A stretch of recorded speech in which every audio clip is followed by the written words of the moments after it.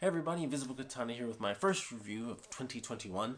It is either fortunately or unfortunately Wonder Woman 1984.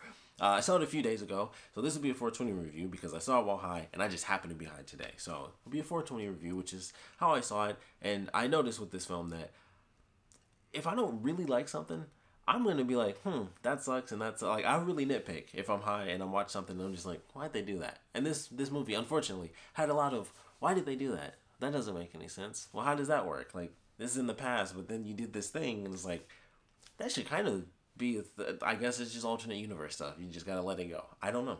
But I'll get into that in spoilers, so that'll be in the second half. But there's not much to say, I think, about the movie without going into spoilers, because it's May. It's 2 hours and 43 minutes, I believe, somewhere in that range. It's almost a 3-hour movie. And, you know, you got 3 fight scenes. None of them were as good as the first movie. In between those fight scenes, it didn't get anywhere near to the point where it was just, like, flat out boring, where it was like, oh, it wasn't Batman v Superman. Like, I say this all the time, but I hate that movie. It's so boring. It's the same, if you didn't like this, I don't see how you could possibly like Batman v Superman. Like, I just hate the movie so much. It was so boring. This never got to that level where I was just like, wow, even the dialogue is just pointless. Like, I didn't feel that way here. So I was happy about that. That's always a bonus. But definitely wasn't the most entertaining thing. And it started off, it was campy, and then it kind of went along. And it was just like, okay, there's a lot of dialogue. The fight scenes are okay. The White House one I actually thought was cool. The ending one was shot in the dark, as you've probably heard a million times. The CG wasn't really up there, so it was like, okay, it was dark and kind of a fight scene where they move around a bunch.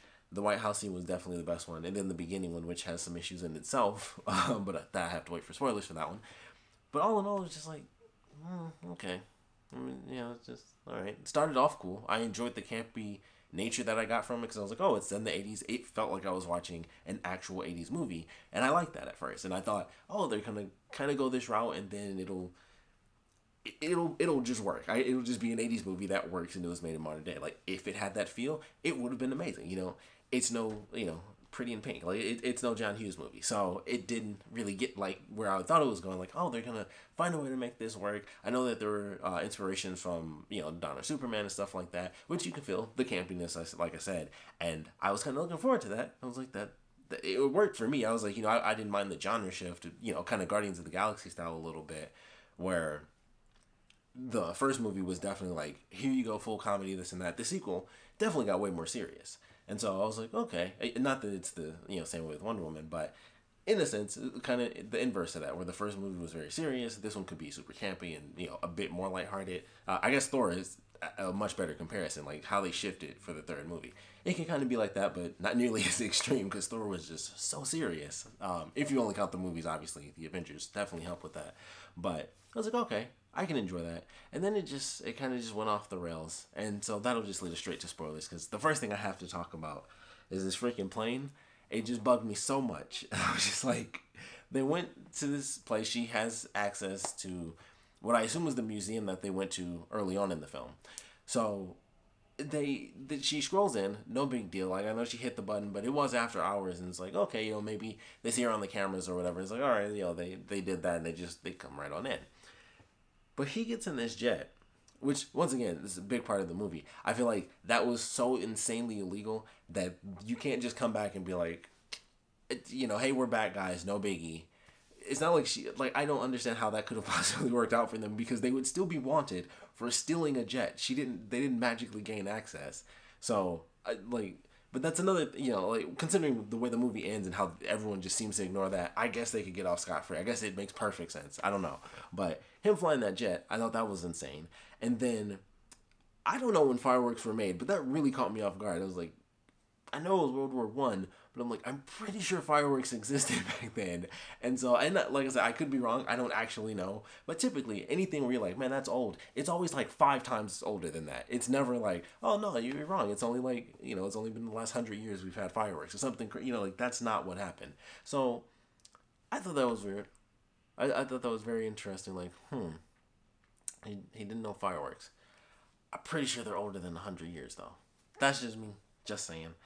But that was an interesting scene. I also watched a review where they mentioned how slow they were going in the fireworks, and I was like, Oh yeah, they are in a jet. They aren't like in a plane. Like that's not how those work. They don't coast that slowly.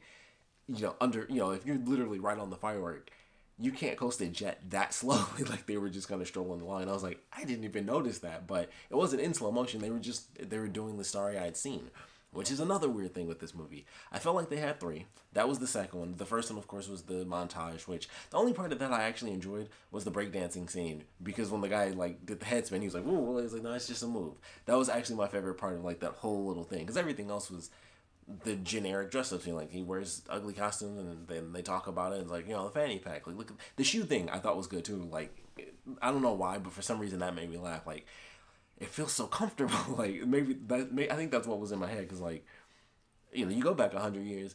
They're not tennis shoes. It was just you suit up and you got your suit shoes on. That's uncomfortable. And so I felt like for some reason just seeing that I was like, it just made me laugh. So that I liked, and the breakdance scene I liked. Then the second one was like, the slow motion talk that also involved the idiotic reasoning for the invisible jet, where she has that power.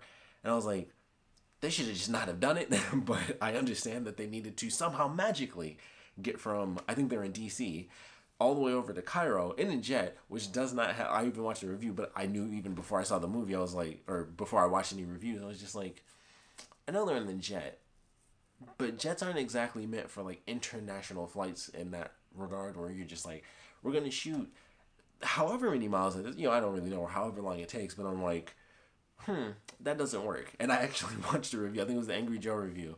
And they talked about, like, they did the science on it. It was like, you would have to stop with that very specific jet. You would have to have stopped, fueled up on jet fuel, which isn't particularly easy to come by, and then still left. So even before I actually saw that extra little bit of information, I was like, yeah, that's not gonna work. I was like, jets don't have fuel like that, and that's at a full tank. By the way, they said like it would have to be magically, completely full of fuel.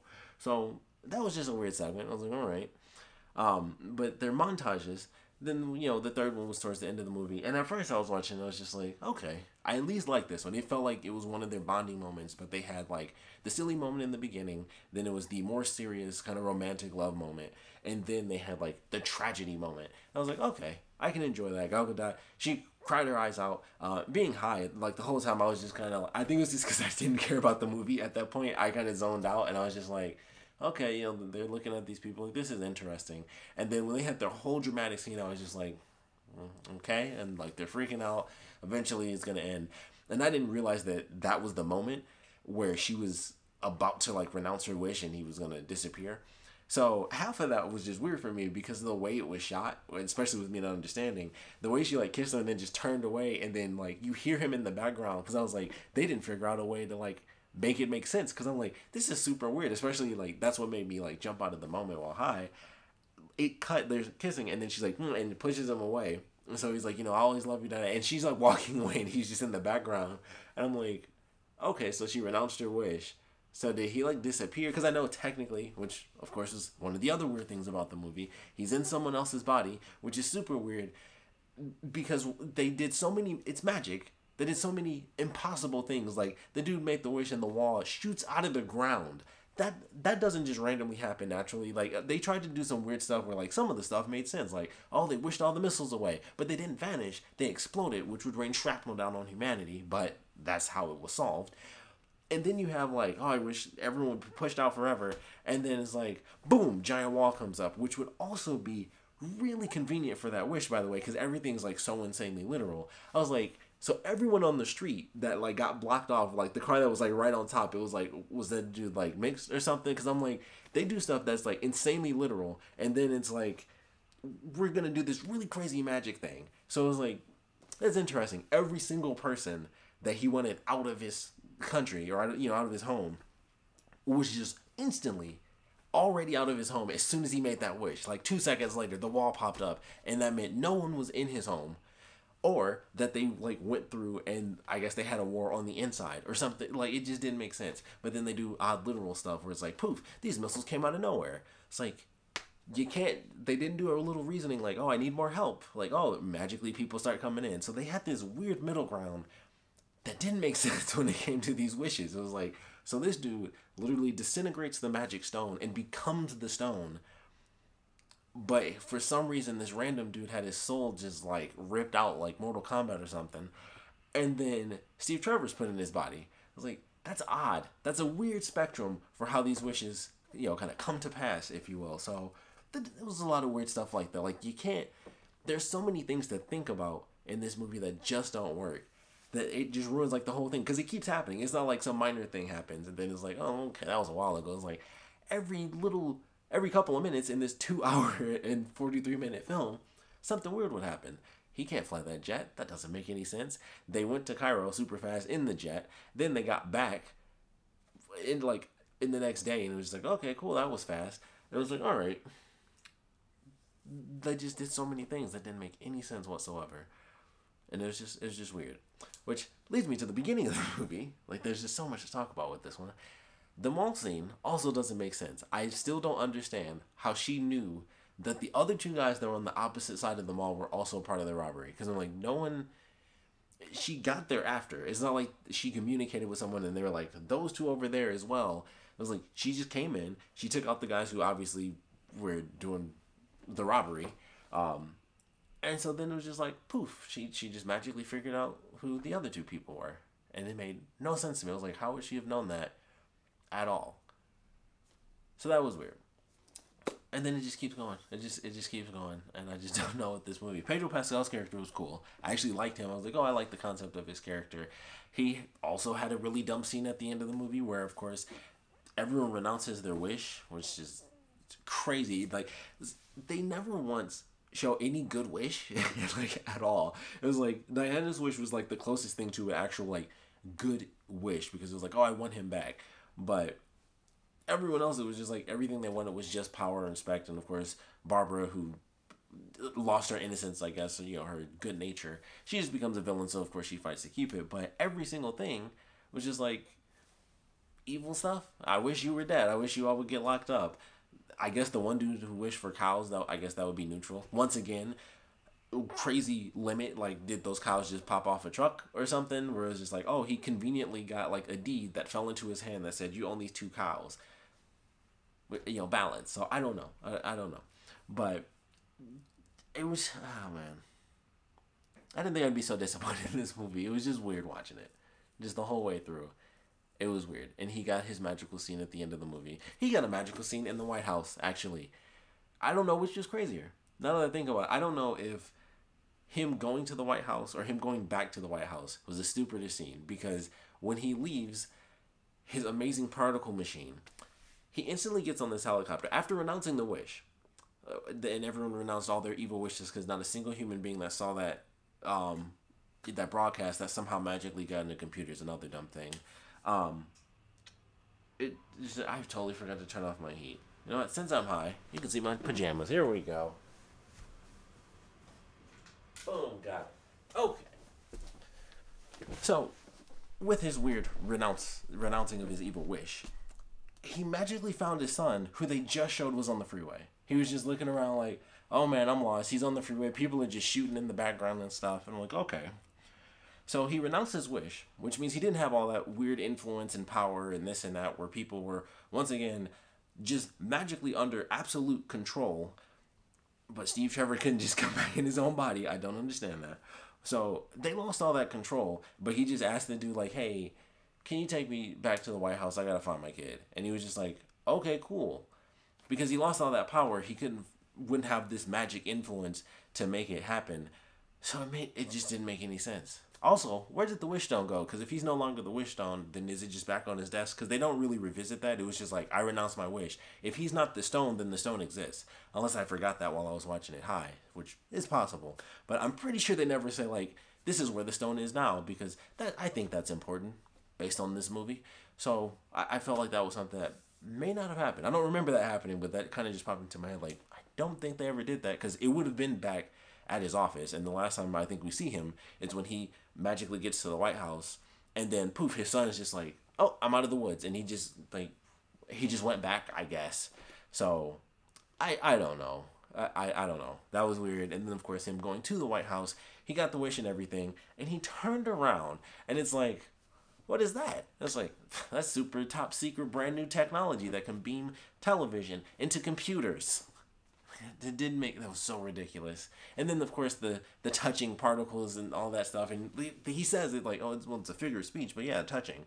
So if he says it's a figure of speech, that just means it happened to be coincidence that he was like, well, I'm explaining that when I say touching, I don't actually mean physically touching, and then by coincidence, it just happened to be that exact thing because they were shooting beams down, which I think actually makes a bit of sense if you go with like extra, don't stand too close to the TV. Like there are radio waves and stuff like that around us, so in a super unbelievably sci-fi twist where they have one satellite that can shoot all these rays across the entire effing planet, technically I guess it does make sense. I might as well make my own little bit of canon considering this whole movie, so we'll say it makes sense. They, by coincidence, but sort of not, because radio waves and stuff, it did work. He was touching them, and it worked because I don't know. I genuinely don't know. I don't know, even if that was the case, how does that get through the camera? It doesn't. It made more sense when he was like stepping into the actual particles, but when they're literally just filming him, it's not like his essence is getting sucked into the thing. So I don't know. I don't know how that even works. It's, just deep diving on the weird stuff for this one. What else happened that was crazy? Oh, they're in fight scene when he's doing his whole secondary portion of the broadcast where he gets into the beams. For whatever reason, that whole time, Wonder Woman couldn't get near him, right? He's like using the power to like create these whirlwinds. It was actually one of the cooler parts of the movie, just practically. I was like, oh, I actually like how they're doing it and like how convincing it looks. So I enjoyed that. And then for whatever reason, she's doing her super speech and he's like, it's not gonna work. I was like, I wasn't talking to you. And somehow when she was like trying to just whip that thing right at him full force, it didn't work. But she was like inching it on the ground, like scooting it, or like how did it magically get over there? Like as far as the lasso moving, they didn't show that in the movie. We've seen it extend to like infinite lengths, which I thought was fine. I was like, that's actually a cool concept to me. Like it's literally as long as she needs it to be, because I don't think that's ever really been explored. But I like that concept where like she could fight and just keep going crazy with it because it's a magic lasso. They always had it, whatever limit it was, that was it. So I kind of like that idea. Not that I think they'll go with that, but for fights, I think that could actually work. That would be cool to see her utilize, the rope and stuff. But we're just so many weird things. I don't know. I don't know what part to even talk about. Like, just stick with the point. There's a million other points. I mean, the campiness was good until it wasn't. And I guess that's because it stopped being campy, just got boring a little bit. White House fight was good. Crazy particle beams. She slithered the magic rope. It doesn't make sense. He found his son at the end. Doesn't make sense. Everyone announced their wish. The missiles exploded, raining shrapnel on humanity. But people also remember that, which doesn't make any sense because it just didn't make sense. You can't make a movie in the past and then it's like I said, alternate universe. That's what we have to go with. They don't mention it because it's not important in their world. Like it happened. And then things just stayed the same, I guess. That's what we have to go with. Everything just stayed the same. Like, nothing at all changed when nukes went off. And then those nukes came out of nowhere. And then they all disappeared and they started exploding in the sky. So, I don't know. I don't, like, there's, the continuity stuff is weird. Even stuff that goes in line with the continuity, it just doesn't really work that much. Like, it's just weird stuff. The one cool thing, some of the comedy, the White House fight scene, I like the concept of Cheetah becoming Wonder Woman, where it was like, oh, Wonder Woman's power is leaving and basically Barbara's getting her power. It happens to be coincidence because like she asked for that power, so it happens to be leaving her. And it was cool to see them like fight, and it was like, oh, okay, you see that toe-to-toe thing where you have the character that's willing to kill, and that kind of makes them a bit more brutal than the superhero who's like, I'm not punching to kill you, or any kind of the Spider-Man treatment. Like he pulls his punches because he could punch through everyone's heads if he wanted to.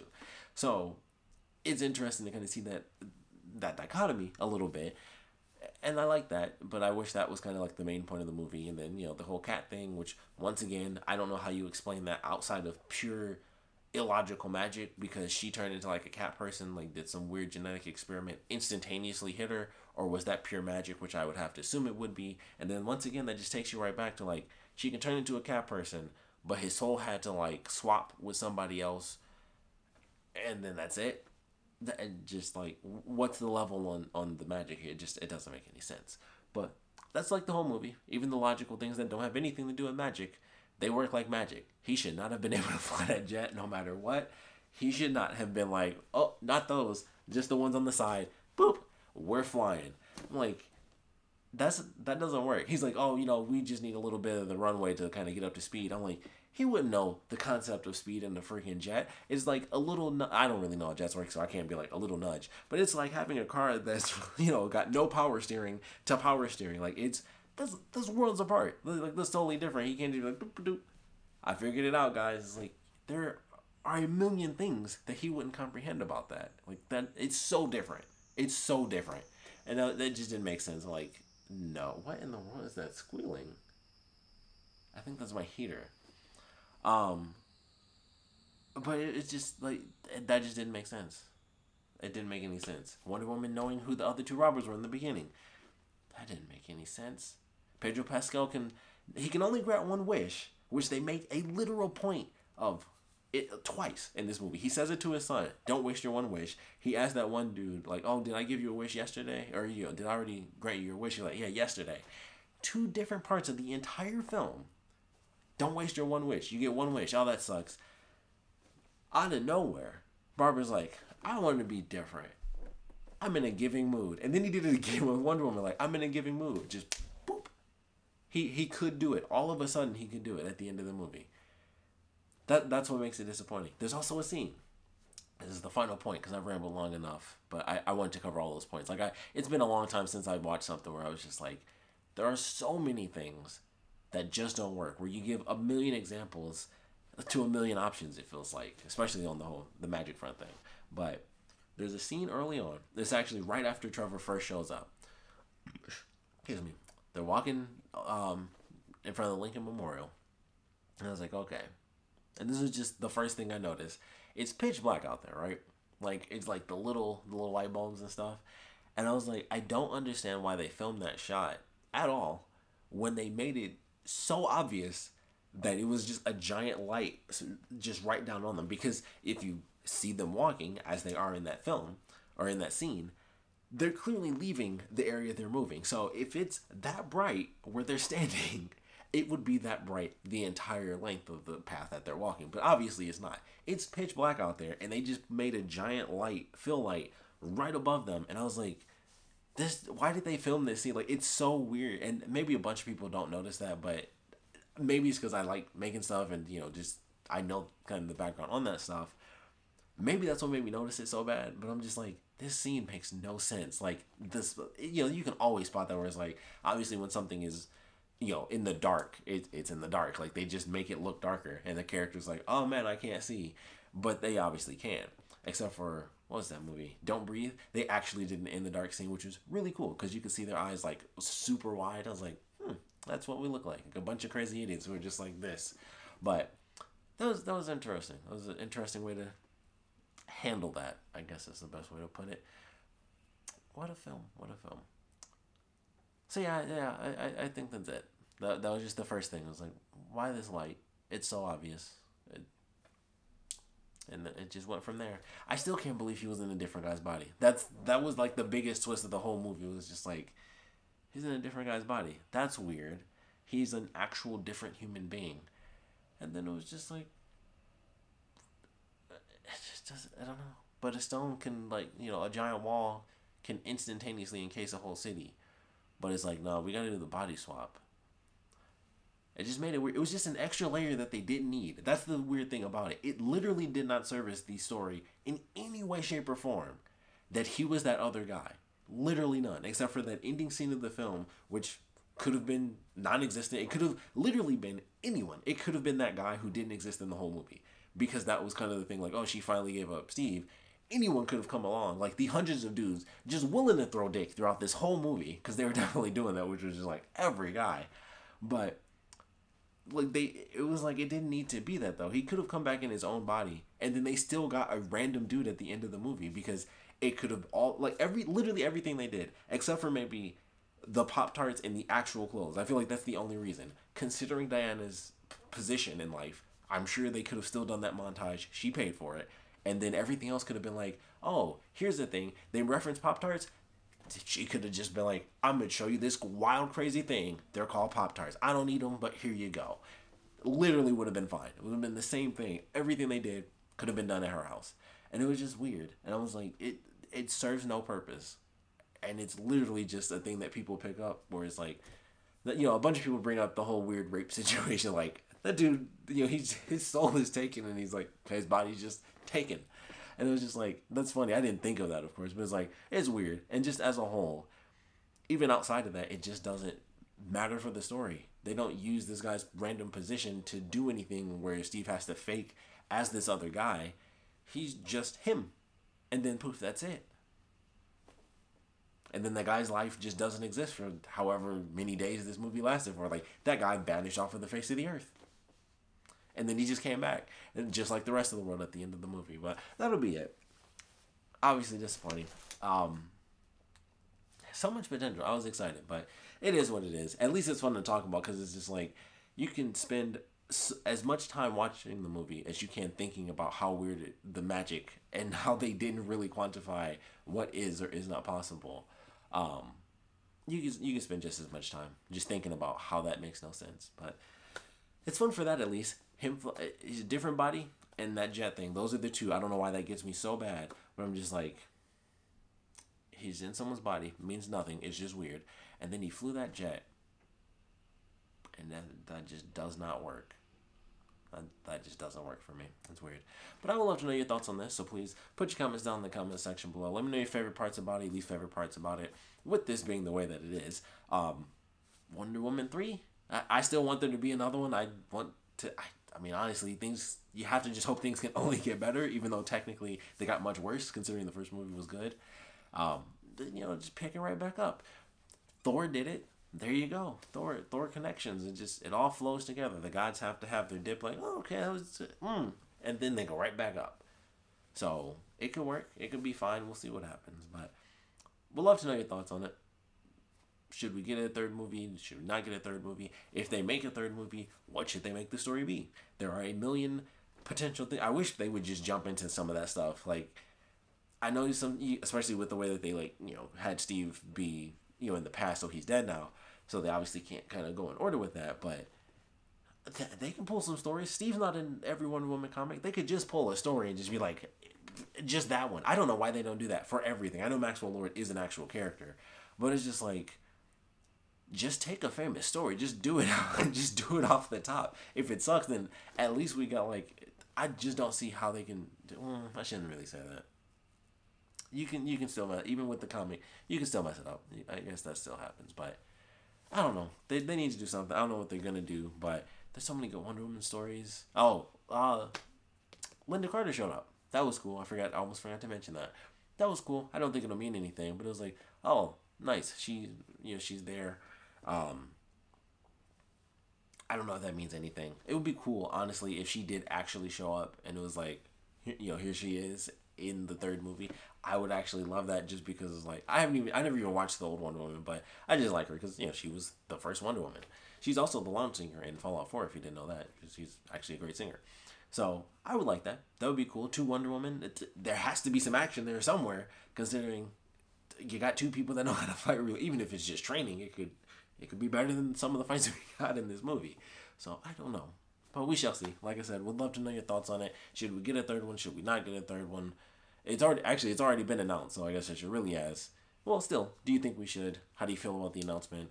What do you think should be in it? I don't think they're gonna bring Cheetah back unless they totally fix it, because I don't think they never showed her technically renounce her wish. So I think they could do it where some people kept their wishes, which would mean that she could technically still live all the way up to current day, just like Wonder Woman does. So we'll have to see if that ends up kind of taking place. It's not like she got arrested. Things just went back to normal. So she's just fine. She's fine. Everything's fine. I don't know why I'm harping on this movie so much. It just gets me where it's like, well, what do you do now? What do you do with this mess? I want to know your thoughts on what they do with it. So please put your comments down in the comment section below. And of course, thanks for watching.